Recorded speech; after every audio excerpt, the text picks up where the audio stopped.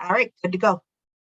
Okay, perfect. All right, this is the selection criteria and document review committee for the Regent Candidate Advisory Council. Today is October 14th, 2022. And this is a remote and in-person meeting. And we have a quorum of myself and 3 other members from the committee. And we are going to start with our first agenda item, which is review feedback from board and Regents Governance and Policy Committee on Regent candidate selection criteria. And Tim Phipps, you agreed to give us a quick recap of the meeting this morning. Absolutely. Thank you so much. And there was a discussion this morning within the governance committee of the Board of Regents where they reviewed the selection criteria and had open conversation amongst the regents. I thought it was really good. I'm just going to highlight a couple of the key things that came across.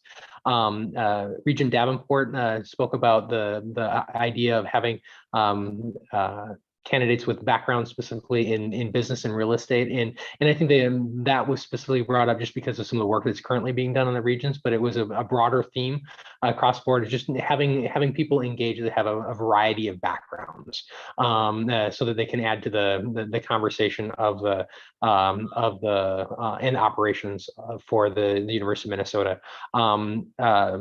Regent Swigum came and talked about really the importance of balance and teamwork, not having a specific kind of focus area or one campus, but really being a region for the entire system is really important. And that ability to, of course, the regions will have differences of opinions, but being able to come together once a decision is made as one voice and really moving forward the agenda and working as a team as being a really key piece. Chair Verhalen of the governance committee talked about the importance that strategic planning will continue to have. They're currently in Impact 2025. So this next group of regents as they come in will certainly be part of the refresh to Impact 2025 and that needing to be a key interest for them. And then Regent Roche talking about just the balance between management and governance, which we've talked about a lot in the past as we've looked at candidates, really understanding that it is a policy setting board and not one to get into the micromanaging of management. You need to empower management and hold them accountable, but it's really around the policy side. So I as I looked through and listened to the comments, I think most of them are already captured in our criteria that we have set forward. But I just wanted to voice that, which came from the regions and very complimentary of the criteria that we have in place. With that, I'll take any questions or if there's any key points that I missed for others who had a chance to listen in this morning. Well said. I take silence as no. Additional comments. So I know that Sally had posted, and thank you, Tim. I know Sally had posted our current Regent Candidate Advisory Council guidelines on the site, as well as emailed them out to this group. I'm just wondering if anybody in reading them has had any thoughts on changes that we might need to make, or do we feel that what we have in place right now is what we should put forward to the full committee as our criteria for the upcoming session?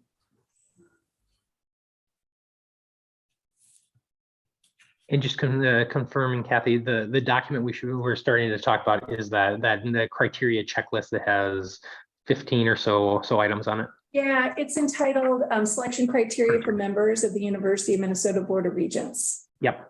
Okay. Just want to make sure I was looking at the right document. Thank you. And correction, there was 16 items, not 15. So I just got it wrong.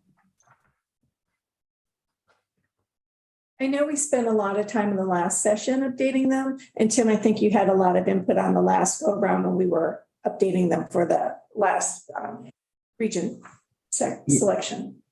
Yeah, we did some fairly major revisions last time just to clean it up and to make sure we were inclusive. So, as I look through it, I didn't see or recall anything from our last cycle that we went through where there needs to be any significant changes. But certainly, as always, we're open to tweaks on it. But I think it's pretty well developed at this point. Yeah, and I think we had taken into consideration the last round, updating it to be more contemporary and there's some things that had been a little outdated that we updated on the last go around. So I will take a vote then. Does everybody agree that this particular set of criteria are what we should present to the full committee? If you say again, I'll do a roll call. okay, Sally will do the roll call. Oh, okay. Barb Farrell, Yes. Tim Hipsch, Yes. Kathy Madsen, Yes. Stacia Wakefield. Yes. Perfect. All right, so one item off the agenda, actually two. Now we're going to move on to item number 3, which is to review the application form. This form is the one that's online for all the candidates to use, and Sally has printed out a copy for us to look at. It's the application for the University of Minnesota Board of Regents. And it is a printout of the online version of the form. So, I think as you might remember last time around, because we had to meet in Zoom, we put the application online. It was the first time it was done electronically. And Sally and team here really worked hard to get this into a streamlined format. I've talked with Sally subsequent to that first time that we did it online to see if there were any improvements that we needed to make just from a procedural perspective. And she felt that this format worked well with the things that needed to happen with the information that's submitted, both private and public. So we decided to stick with the same format. And what we did on this round is we updated it for the positions that are open. And then we also looked at the format as far as the questions, correct? Did we need to have any changes? The only change that I made to this particular form for you guys to weigh in on is if you look at the last page in the essay questions and attestations, you'll see that in question number 3, I added the concept of campus safety, which seems to be a very big issue at the university, for the past year or so. So that was the only change that we made on this go around. And so I just wanted to let you know kind of what we've been doing behind the scenes and also what changes we made. And I'm opening it up for discussion to see if anybody has any comments or any additional changes that you think might need to be addressed with this application form.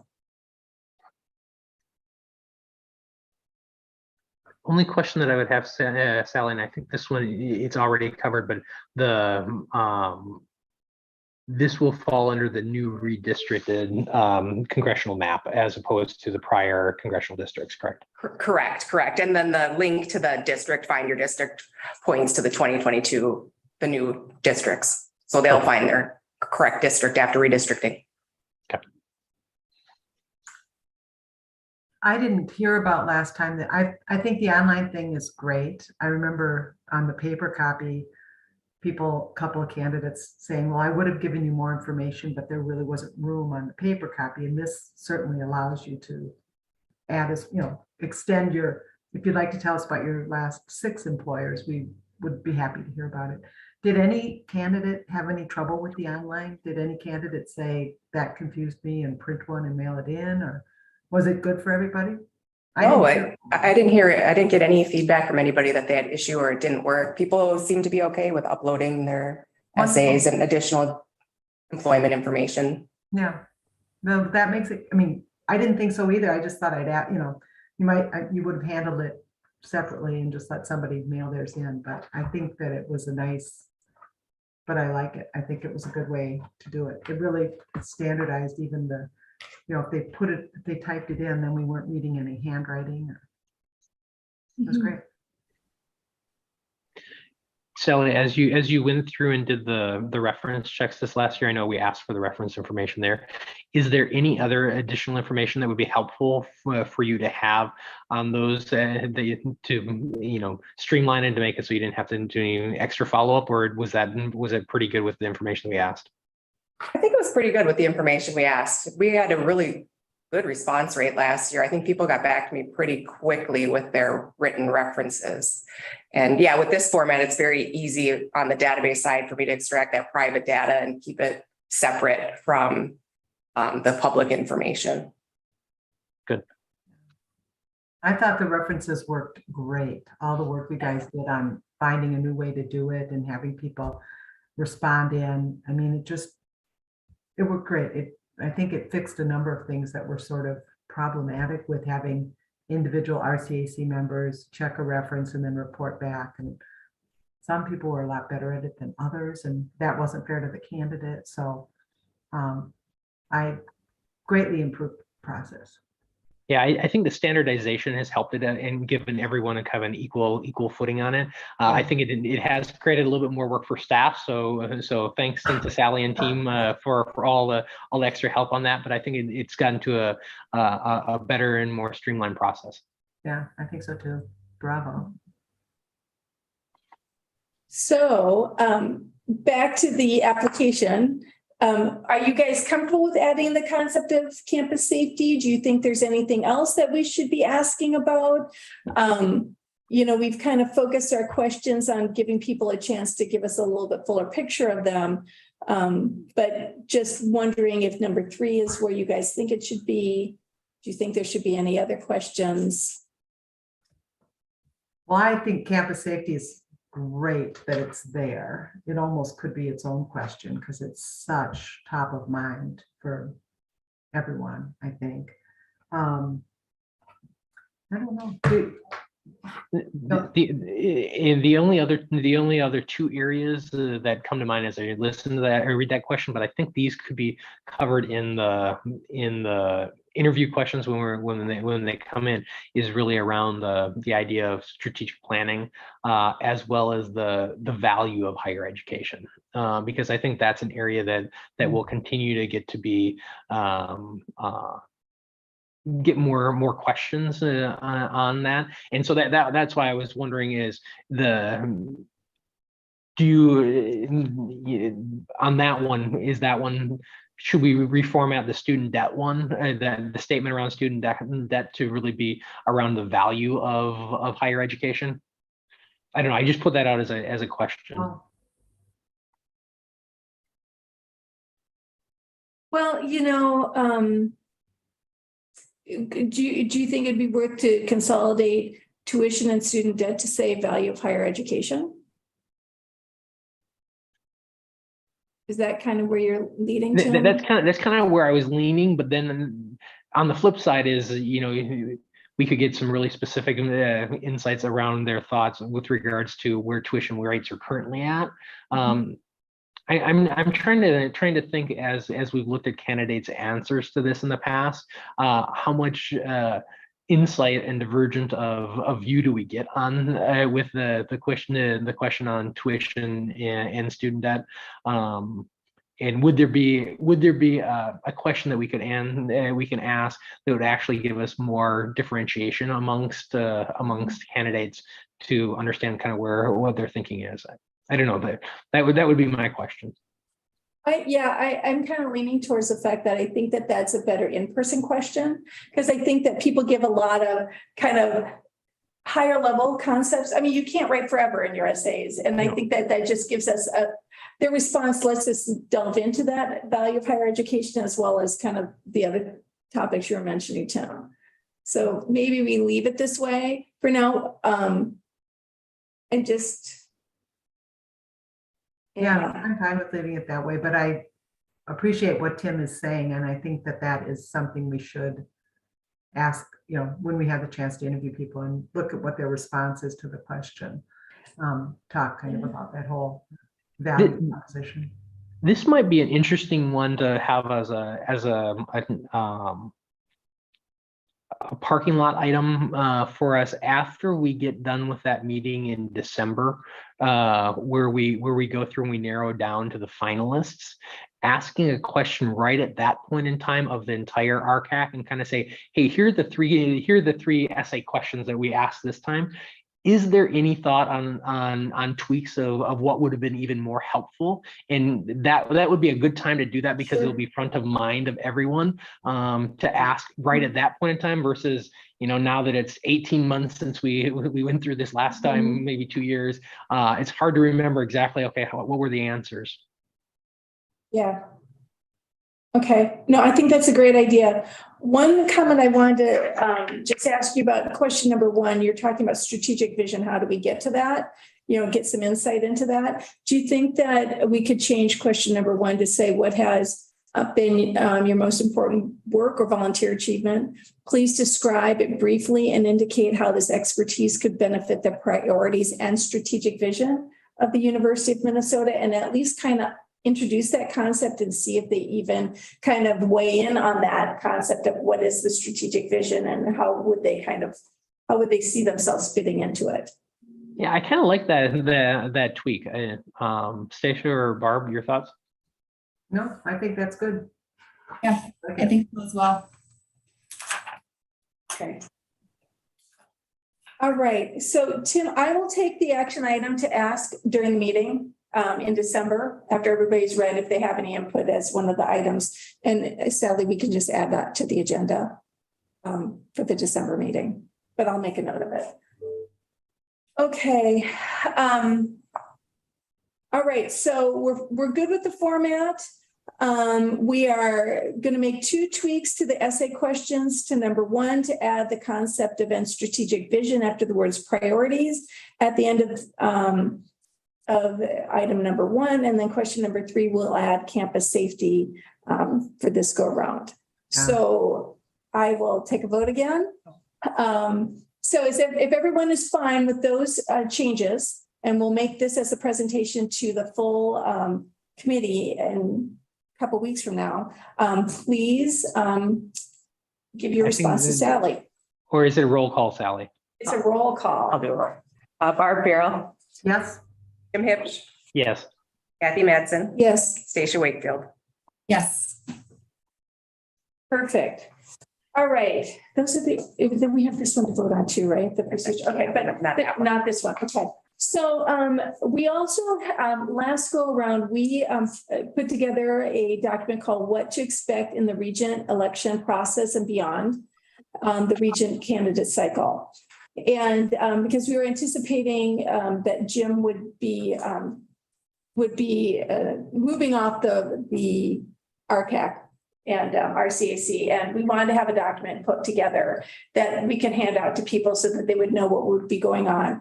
So that document seemed to work well on the last go around, and people seemed to appreciate it. So we've updated it and made a few changes to kind of fit where things are at on this cycle. And just wondering if people had a chance to read it. Are you okay with the changes? Do you have any other types of suggestions? This is really just a document that we hand out just to be helpful. So not something that needs to be voted on. Totally happy to get your input. And we also had input from Sarah from the Office of the Board of Regents on this as well. Their section. Hmm? On their section. Yeah, on her section, on their section, which is, what was their section? Was that the beginning? If you're elected by a regent. Yeah, so that's where if you're elected regent to the legislature, that section came from the Office of the Board of Regents. Well, I will say I looked it over. I didn't read it with a real careful eye if I was going to tweak anything, but I love the idea of it because it's clear in the past that there have been candidates who have been qualified but didn't really understand what would happen next if they were recommended from the RCAC. So bravo, they should, they should absolutely, this is great advice. And I think lets a candidate even know. So to say that again, this will be available to candidates before they apply? It's We, online? this is posted to the applications page. There's like the main application page that has a link to the actual online web form.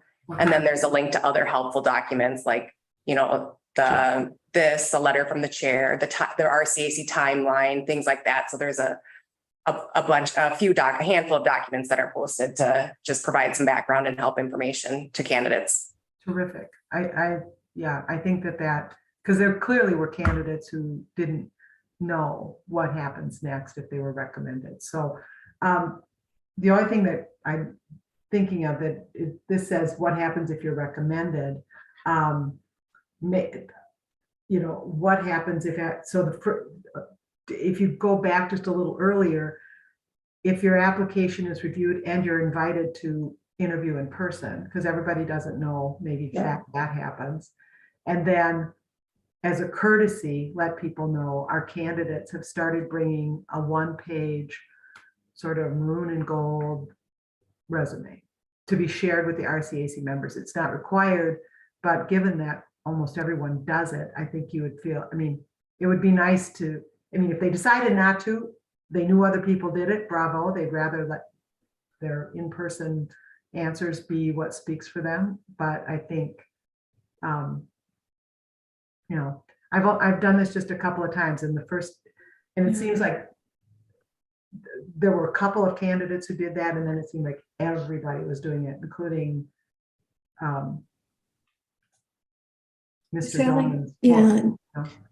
Did we give them a template last time? So in 2020 and 21, we didn't give a template. I think when I sent out like a confirmation of their interview, it said some candidates have a one-page bio or document that they have distributed to the members of the RCAC. It's not required, but some do, and the members find it helpful. But I think for this purpose, you could just add a section if you are interviewed by the RCAC, and then have it so people aren't finding out from me on December 20th. Exactly. Okay. People, I don't even remember which candidates, but I mentioned it to a couple of candidates when they were coming in for an interview.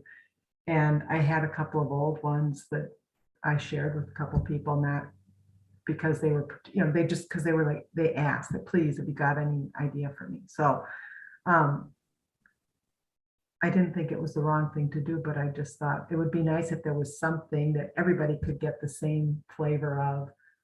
Here's what it looks like. And it's just a way to help the RCAC members remember you better and maybe take a note during your interview process if you want to do it. I think most people, knowing that others do it, would prefer to do it. Yeah, I guess from my point of view, I think it's good to let them know that this is something that others have done. I don't necessarily think we need to get into the point of saying, okay, here's the format or here's a template or that, because everyone can choose to do it however they want to do it. But I think giving them a heads up that this is something that others do choose to do, just so they're aware and not trying to scramble at the last minute is a good idea. Yeah, or they arrive and they see the other candidates. They're the third interview and there's resumes from the previous candidates sitting in front of all of us. And then they say, oh, you mean I could have done that? I should have done that? That's not a good feeling. Better to know. All right. What were you saying, Stacia? I said better to know up front. I think that would be a good thing to include. Okay, so I will take a pass at updating this and then I'll have Sally circulate it to the group, or I can do it. I think I've got all your email addresses. Yeah. So I will update this. I'll add a section about if you're invited to attend, and then just kind of lay out the things that we've talked about. And then you guys can let me know if you think anything else needs to be added, and I should have that this weekend. We're meeting on the 24th. Yeah, I'll do it this weekend so that you guys have it next week to look at. One additional piece, and I'm not thinking for this year. I'm thinking more for a future round of it. But even having some sort of like a graphic that would show the different stages. So you have the application, you have Rcac, you have Joint Higher Ed Committee, you have the joint convention of the House and Senate, just to kind of lay that out with that says, okay, this is really usually fall period. This happens in January. This is kind of February. This is sometime in the springtime, just to give someone an understanding of kind of the breadth of time that this will pass over. It's not like they're going to send in an application in a month from now, going to hear back, hey, I'm chosen as a region, but it's that extended period of time, and really that idea that you have to, to be successful once you come out of joint higher ed committee is really around getting out and talking to as many legislators as you can, and that almost becomes a part-time or more effort over that course of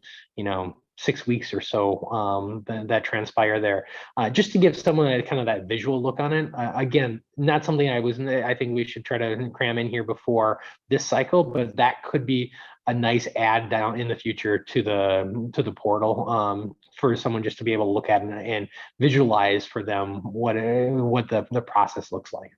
Yeah. Sure. So Tim, if you look at number 2 on the first page, do you think that needs to be fleshed out more so that people can understand that, presenting your candidacy to the legislature is not just a one-time deal? I mean, that, it's a commitment.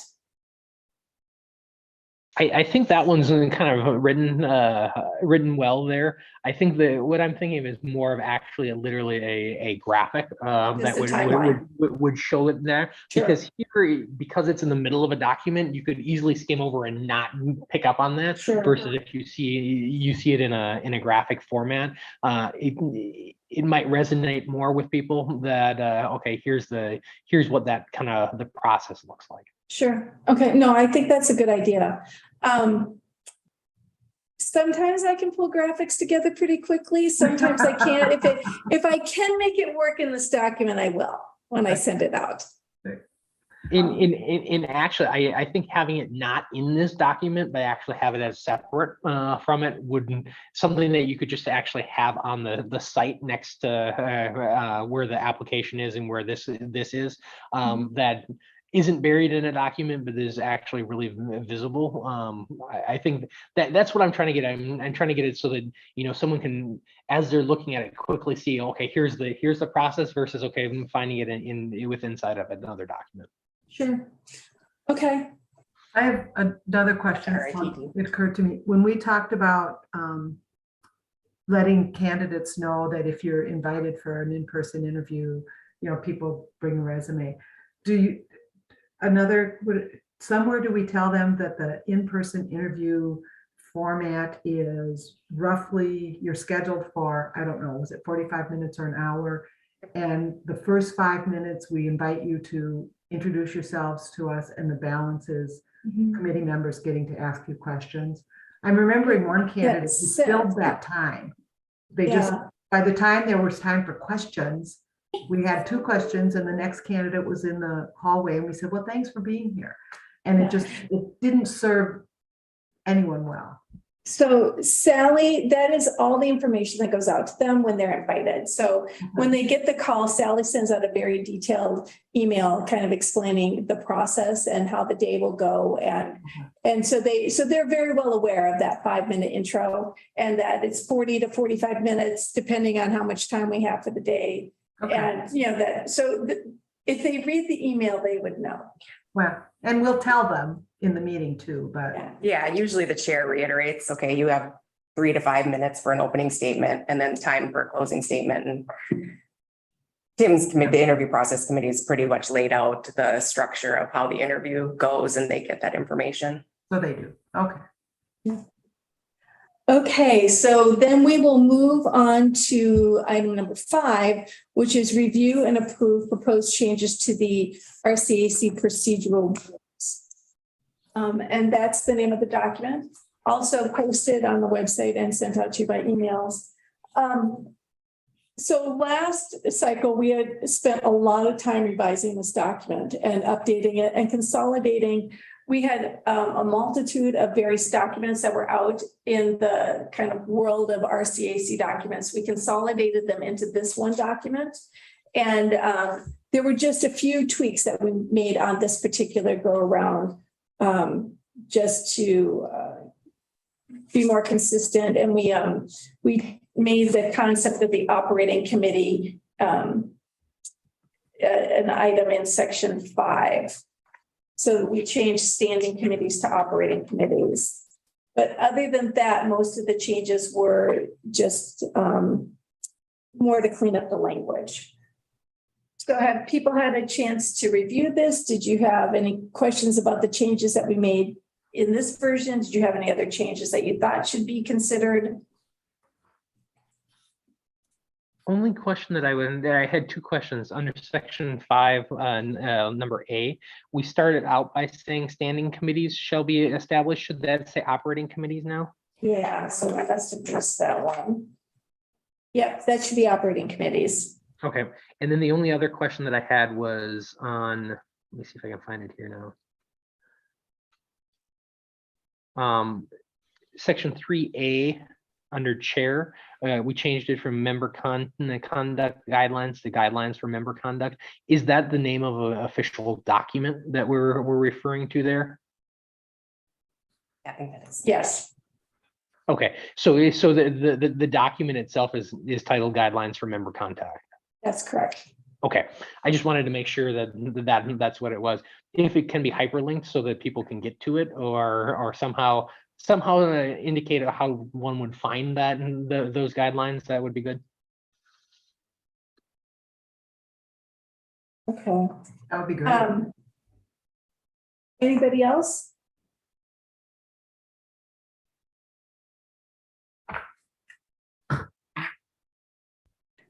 Okay, so Sally, you can take care of the hyperlink, right? Okay, perfect.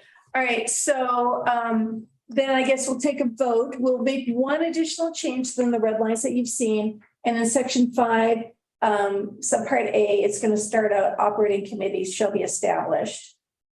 And instead of standing committees. So other than that change, is this, we'll let Sally take the roll call vote on whether this is acceptable to be in a format that is presented to the full committee later in October. So only one other question, under section 5B, where it lists out the operating committees. I don't think we actually utilize the nominating committee this time. Should we be removing the nominating committee? I don't, my thought is probably no. I think normally we do have a nominating committee. This particular cycle we didn't. And that was that. And so Dan is the chair of the nominating committee, and because no one joined it but he and I, we decided that we should be the ones nominating. So that's why the decision was made to kind of go in a more open format where that might not always be the case. Got it. So I think maybe giving that context as we go through this document to the full committee, understanding that would be good. Okay, I will let Dan talk to that since he's the chair, but I'll let him know. Take a vote. Art Farrell, Yes. Tim Hipsch, Yes. Kathy Madsen, Yes. Stacia Wakefield, Yes. Perfect. or yes. Okay, yay. So we've been through all of the documents that we prepared. I have the homework assignment of updating the what to expect document, which I will circulate after the weekend for you to review. And then you can let me know if you have any additional comments or whether it's good to go from your perspective. And then, we'll work from there and get it printed out and posted for presentation. The other thing that number 6, the only other additional item is that this is my last cycle. So I will not be the chair of this committee next time. So not that I'm putting anybody on the spot, but Sally's going to need somebody else on the next go around. So if you're interested, I would just suggest that you, or if you know any friends that are interested that are on the committee, please let her know, because after this round, I will be off. So I think that's it. What do I need to do to close? I think you can just. Okay. Thank you for your time today, and be looking for an email from me, and we'll see you on Monday, the 24th. Thank you, everybody. Yeah. Thanks so much.